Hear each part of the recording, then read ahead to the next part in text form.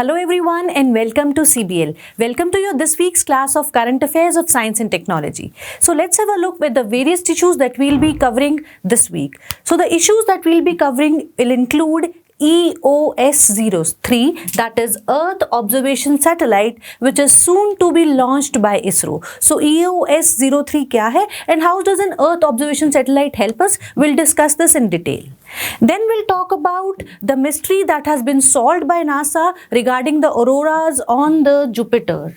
So X-rays auroras की क्या mystery है और इसे अब NASA ने solve कर दिया है. We'll discuss this news in detail.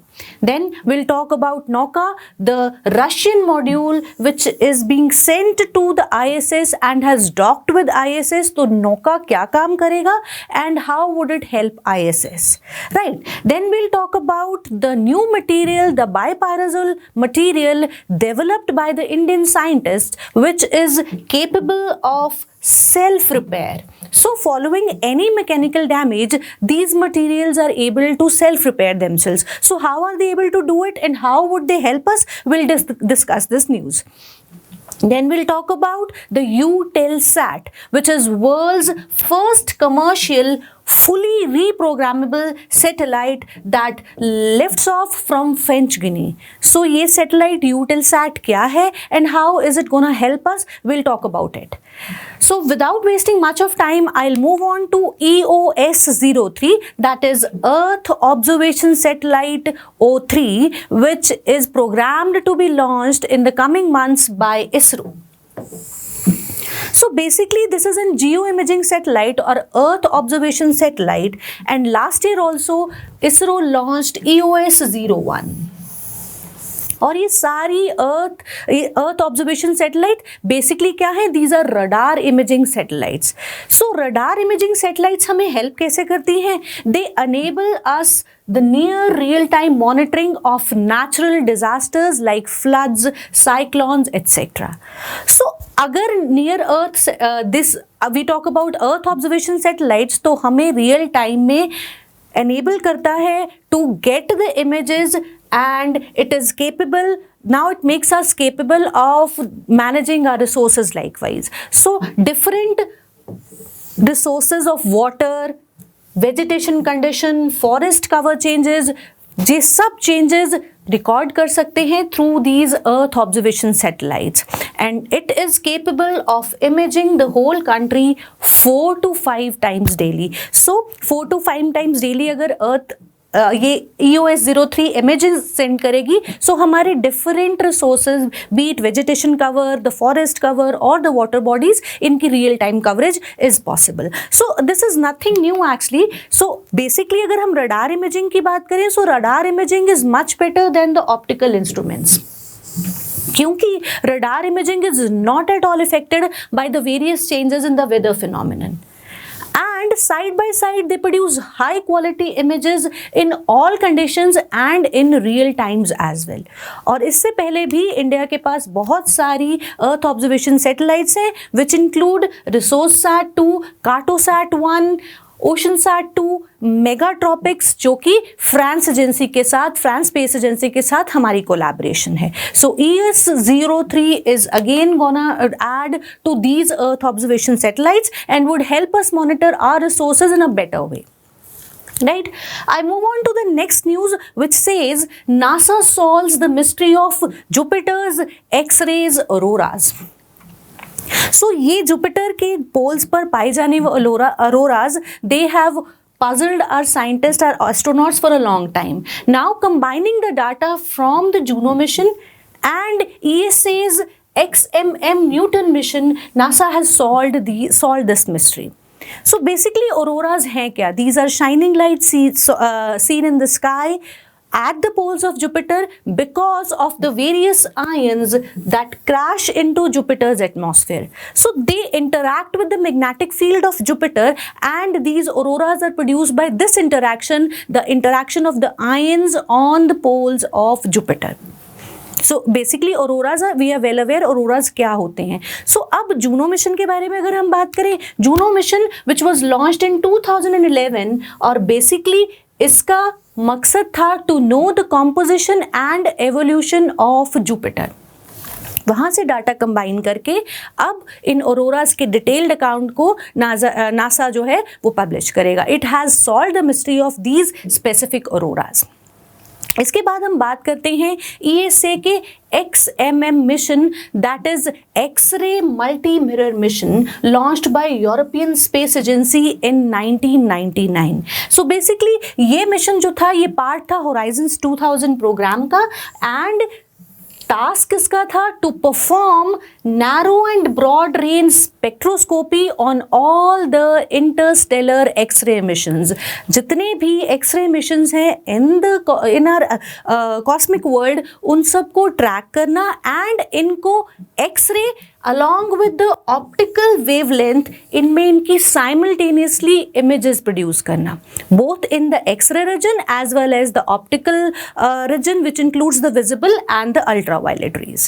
Right, तो इन्हीं सभी wavelengths में इन सब emissions का, X-ray emissions का real time imaging provide करना is the mission of this, is the main purpose of X-ray multi mirror mission. Right, so अभी इन दोनों को, जूनो मिशन को एंड XMM मिशन को कंबाइन करके ऑरोरास के बारे में डिटेल्ड इंफॉर्मेशन दी जाएगी. Right, now I will talk about the Nauka. The module Russia has sent to ISS which was launched from Baikonur Cosmodrome in Kazakhstan on July 21st and it is scheduled to be integrated on July 29th. जो इसने पूरा किया, it has been integrated with ISS on July 29th. और before moving further, I'll let you know, July 29th को once it docked with ISS, after 3 hours of its docking कुछ परेशानी हुई. That was loss of the altitude control, जो कि tilt जो है ISS का, that was not maintained for approximately 45 minutes or so, and that caused a problem because of the docking of this Nauka on the ISS. So एक छोटी सी बात है, आप ध्यान रख सकते हैं, but now it has been properly docked. Basically कुछ सॉफ्टवेयर ग्लिच था because of which there was loss of altitude control, and as soon as this module docked with ISS कुछ इंस्टेबिलिटी थी which has been solved by the Russian cosmonauts, ठीक है, which were on the ISS, which were aboard ISS. So I'll move on further with this news. So अगर हम बात करें इस specific module की, ये रिप्लेस करेगा पीस को, जो कि एक रशियन मॉड्यूल है ISS के ऊपर अब तक, which is used as a docking port for spacecrafts and as a door for cosmonauts to go out on spacewalk. So नौका जो है, it is a 42 feet long and weighing 20 tons module which will carry along with it a robotic cargo, an oxygen generator, spare bed and another toilet to ISS. So Pirs को replace करेगा.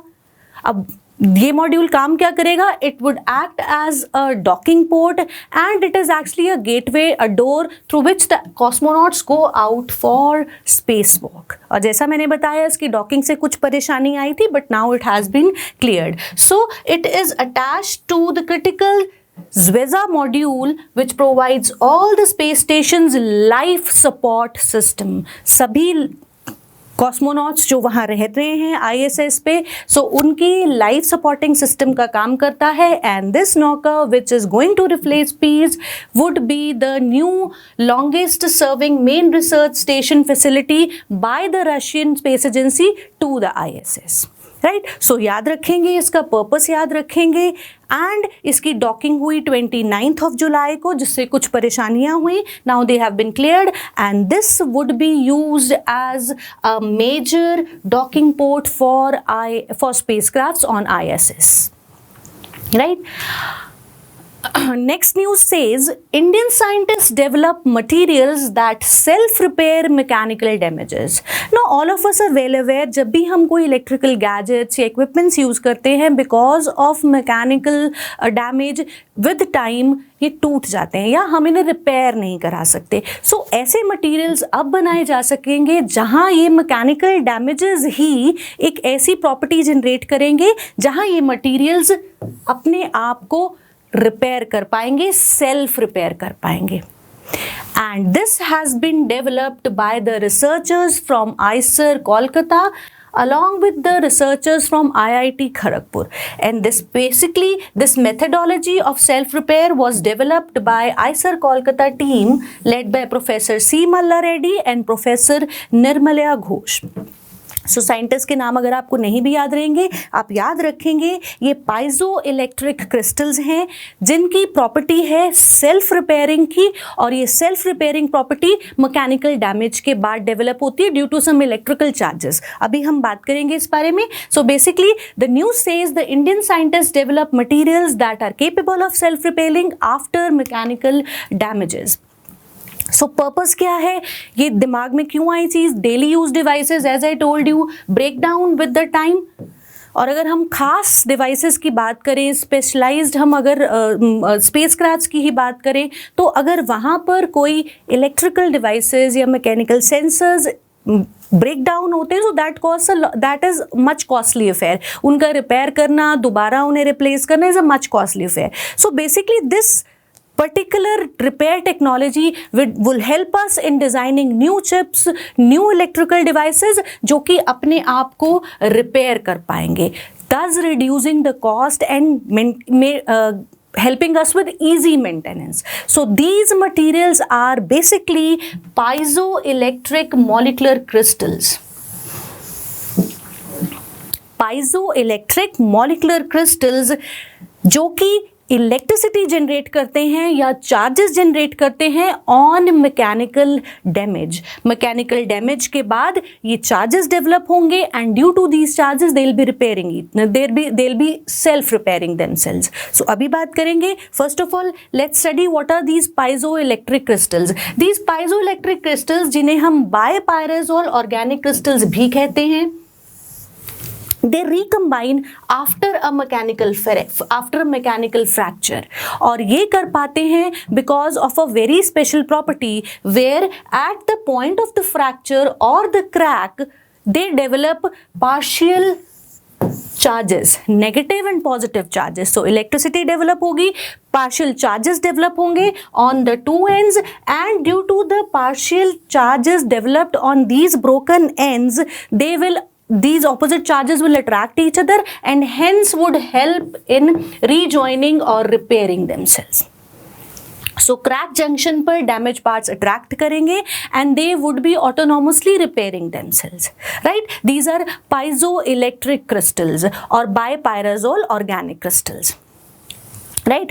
If we are able to develop such materials, ऐसे materials जैसा कि हम कर पाएंगे, so they will find application in high-end microchips, precise mechanical sensors, actuators and robotics जैसे advanced fields में these electrical devices can be made out of these materials. But the further research is still going on, right? Now I'll move on to the next news, which says world's first commercial fully reprogrammable satellite lifts off, and this satellite is called as Eutelsat Quantum. Developed by the European Space Agency along with the satellite operator Eutelsat, and the manufacturer is Airbus. ये है पहली fully reprogrammable satellite which took off from the French Guiana on Friday on board an Ariane 5 rocket. अब खास बात इस satellite का, जो कि हम रीप्रोग्रामेबल सैटेलाइट कह रहे हैं, इसकी खास बात ये है कि यह रियल टाइम के अंदर हम इसे on reaching its orbit change कर सकते हैं. इसके मोबाइल कवरेज को बदल सकते हैं and we can also tailor the communication need real time में for the planes, for the ships as well. So जैसे कि हमारे कन्वेंशनल मॉडल्स थे, they were designed and hardwired on earth, they could not be repurposed once in orbit. But this specific Eutelsat, once it is in its orbit about 35,000 kilometers from Earth, वहाँ पर भी it can respond to changing demands. अगर हमारी demands बदल गई, we want to provide mobile coverage or cover something else, so this data can be sent to that in that orbit only, and this could respond to changing demands for data transmission and secure communication. Right? So fully reprogrammable है in the orbit, and साथ ही साथ आप इसके कुछ की points भी याद रखेंगे। ये चेंज कर सकता है अपने एरिया ऑफ कवरेज को और पावर ऑफ टेलीकम्युनिकेशन को with in just matter of few minutes. यानी कि अगर कोई सैटेलाइट अपने ऑर्बिट में रहकर हम उसे मॉडिफाई कर पाए, एरिया ऑफ कवरेज बदल पाए, उसका पावर ऑफ कम्युनिकेशन बदल पाए, तो ये हमें हेल्प करेगा हमारे रियल टाइम चेंजिंग डिमांड्स में। जो हम रियल टाइम में किसी खास स्पेसिफिकली मूविंग प्लेन या मूविंग शिप को मोबाइल कवरेज देना चाहते हैं या एरिया ऑफ ट्रांसमिशन उसका कवर करना चाहते हैं, तो यहाँ पर ये इस यूटेलसैट से पॉसिबल होगा। सो this is gonna work for 50, it has a lifetime of 15 years, which is a fully reprogrammable satellite, and it can cater to the demands for data transmission and communication in the orbit. So fully reprogrammable satellite आप याद रखेंगे, नाम है Eutelsat, launch from French Guiana, which will be able to provide us the coverage to the moving ships और moving planes as well, right? So this is all about the science and tech news this week. I will see you next week. Until then, bye. Hi, अगर आपको ये lecture पसंद आया तो हमारे channel को subscribe कीजिए, और अगर आप यूपीएससी 2021 के प्रीलिम्स के लिए सीरियस हैं तो हमारा क्रैश कोर्स जरूर ज्वाइन कीजिए. कोर्स की डिटेल्स आपको हमारी वेबसाइट, जिसका लिंक डिस्क्रिप्शन सेक्शन में होगा, उस पर मिल जाएंगी. नहीं तो आप हमें कॉल कर सकते हैं नीचे दिए गए नंबर पर.